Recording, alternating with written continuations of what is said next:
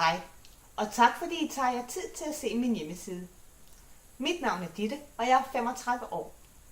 Jeg kommer med solid erfaring, når det gælder kommunikation, planlægning og menneskevendte opgaver.